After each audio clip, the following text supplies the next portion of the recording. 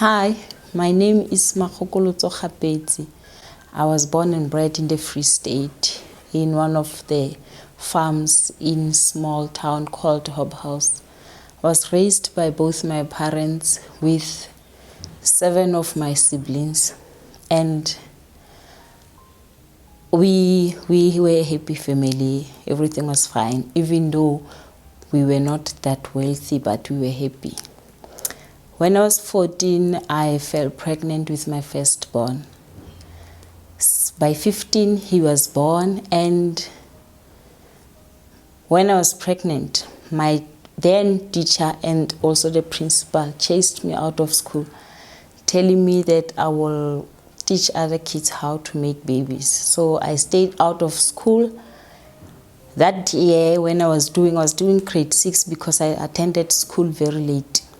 So I was doing grade 6 when I fell pregnant, and then when I went back to school after giving birth to my son, I started grade 6 again. I was the oldest in overall school, and I finished my grade 6 in this primary, went to middle school in the area where I was staying now, which was Tawanchu, in the villages still. Then when I was doing grade 6, I fell pregnant again with the same guy.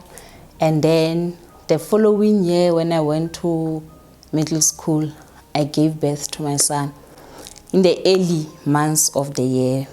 February, both my sons are born in February. So my then principal in the middle school told my mom that, she can come back when she's done. If she feels like she's ready to come back to school, she can come. And then I was so scared to come back because he said that he wants to talk to me. The question was, what was he going to say? Because I was already ashamed that, at the age of 17, I'm a mom of 2. And I'm not even married. Like, I don't know what I'm doing. Just wasted my future right there and there. But then my mom and my then principal had so much faith in me.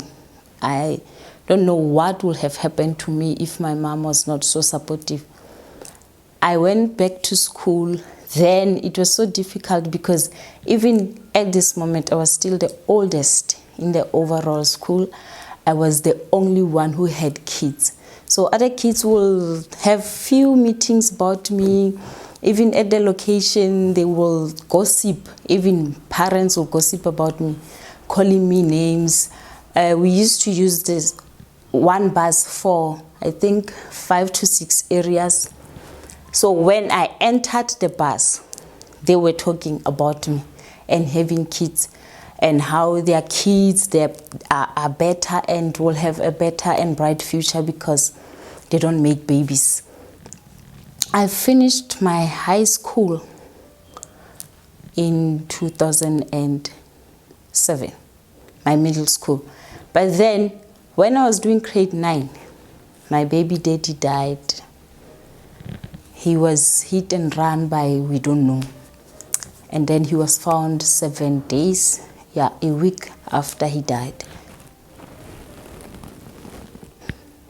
And we didn't even have time to mourn him because by that time I was writing my CTA exams.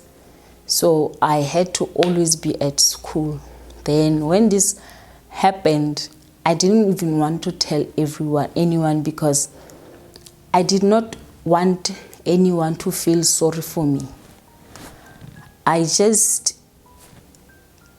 told my teachers that I won't be coming to school tomorrow. There's a family crisis taking place. And that was Tuesday because Monday I went to school. That was Tuesday. And then he was supposed to be buried on Tuesday because he could not stay longer than 5 days at the mortuary.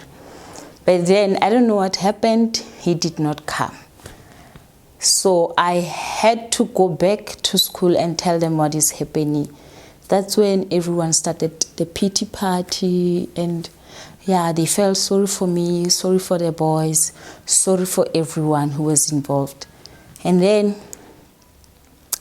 we buried him And then life continued. While we were busy preparing his funeral, I decided to go back to school the other day when I was supposed to be staying at home with everyone else. The reason being was I told myself that this guy wasted my time while he was still alive. He did not. I realized that he did not want me to go to school, to study, and achieve all my dreams. And now he is dead. He's supposed to be buried tomorrow, and it doesn't happen. Then I have to take more than a day off school because of him. Then I told myself that no, I'm going to school today, and when you are going to wait for me until the school is out, then your corpse will come and then we will go bury you. And it happened like that. I went back to school that day. It was Thursday. I went to school, then after school around 3-4, the cops arrived. He was not taken in the house or anywhere. He went straight to the graveyards. Then he was buried. We came back. The boys didn't see his casket. It was just like that, because the children were not supposed to be at the graves because he was smelling. So they said it's not good for the children's health and health. But that Saturday, we had a proper funeral. We buried him normal like everyone else, but he was already buried there. So he cheated here and there up until when he died. He already had a woman with a child. Our children were like this. My firstborn was 4, the secondborn was 2, the lastborn with the other lady that he was staying with when he died was few months. So it's 2 in between. So the boys, my boys, were 2 years and then 4 years when he died. So in I did my matric at 2011, meaning 2009. So 2010, I did my high school at Albert Moroka in Tabanchu. And 2011, I did my matric. I stayed with my cousin and her husband. August 13, I woke up that day. I had a meeting with a lady who was a tailor. I wanted her to make matric dress for me. Then after that, I walked from town to where I was staying, which was a little bit on the outskirts of town and other areas. So while I was walking there, I met a guy. This guy came friendly, we chat, but then as we walk, there's it's a field or an open plain kind of, no houses, no one, no nothing. The guy changed. He had another agenda. That's when I don't know if I should say he kidnapped me or what, but he took me out of the road we were supposed to use. Then he started threatening me and I don't know how to say it, but we ended up at one of the closest hill.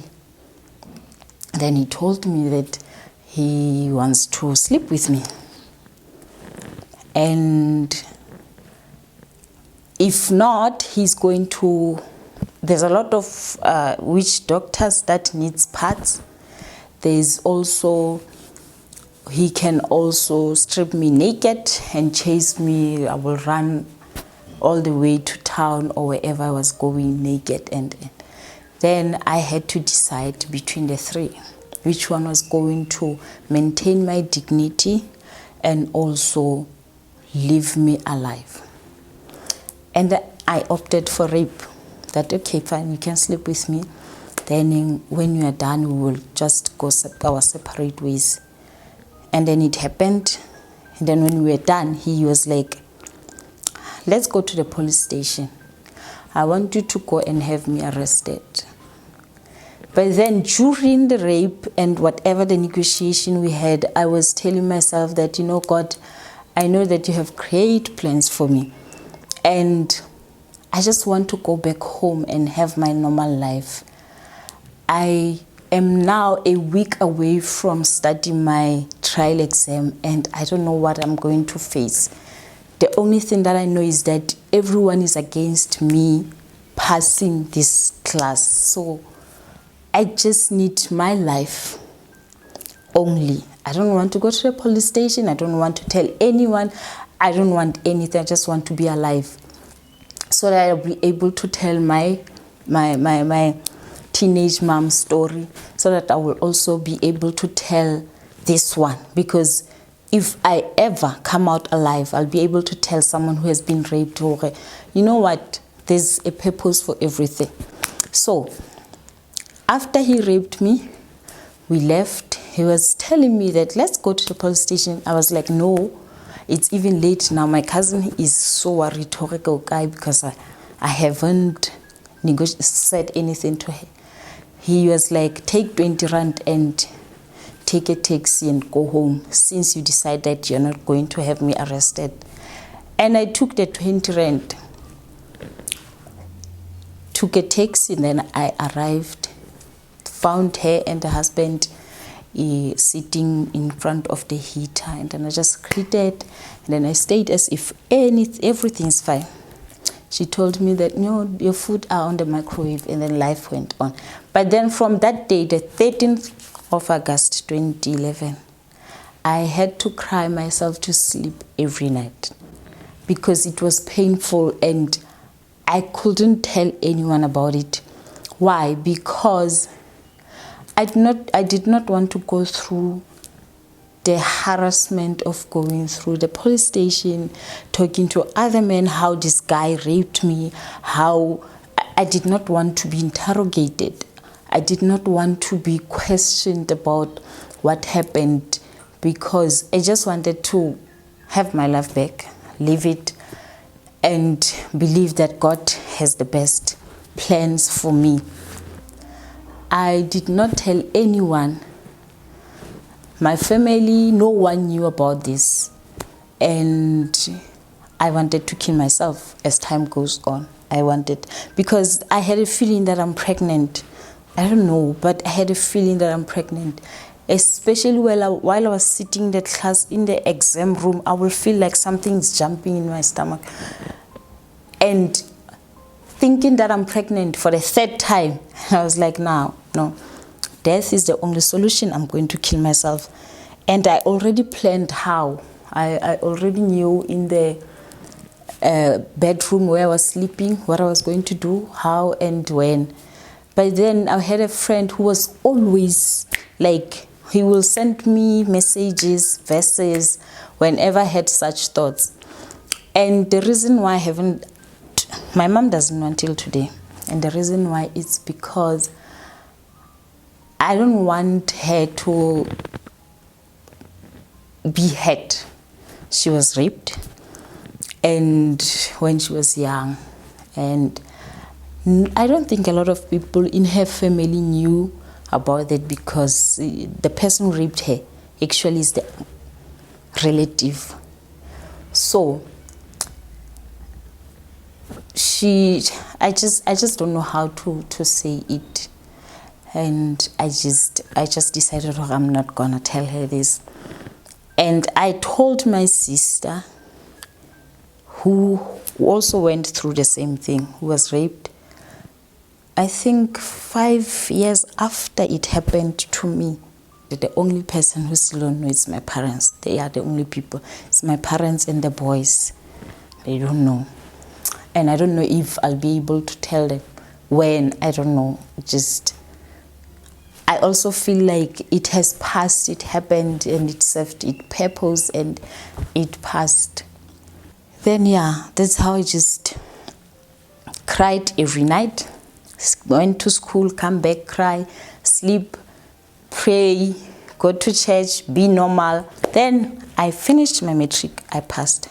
Went to the University of the Free State, I got funding, but I failed. And I had a bursary. I was studying in the Free State bursary. I failed, and they said, you know what, next year you can pay for yourself. Then when you pass, you can come back. We will give you the bursary. But then the next year, I tried to pay for myself, but I did not.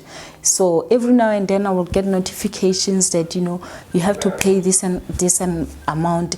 And there's something called provisional registration. So I was provisional registered, but then I could not pay the due amount in time. So I was deregistered first semester. Then I had to fight being re-registered. They re-registered me, but because of the load of stress and the fact that I now had to move from home, travel, I did not make it. That year ended and I failed all of my second semester modules, which left me in credit. I owed University of the Free State close to 20,000. So I had to go back home with a debt now. So I am currently studying with UNISA and have started a business this month. And everything is fine. After being in so much pain, I can see that and tell that God rewards, that God has a purpose for everything that happened. I've been through and still go through a lot as my mistakes that happened when I was young. I'm still raising the boys. The firstborn is now 16, the secondborn is now 14, and it has not been easy being the mom, fighting for my future, and on the other hand, trying to make sure that they grow up as young men who are responsible, who are not going to be a problem tomorrow. So I'm still in the journey of learning how to be a mom and how to be myself and how to protect them, how to cater for their needs, and God has been good. What I can say is that there is nothing that is impossible. We are all able to become everything that we imagine, everything that we desire, and if we do not stop fighting to become, we will eventually become anything and everything that we desire. What I can tell is that there's always a turnaround around any story. There's always a better tomorrow around any bad situation today. As long as you know deep down that, you know what, I can be and I can do better than this. Hi, my name is Makhokolotso Khapetsi and I have been through the most.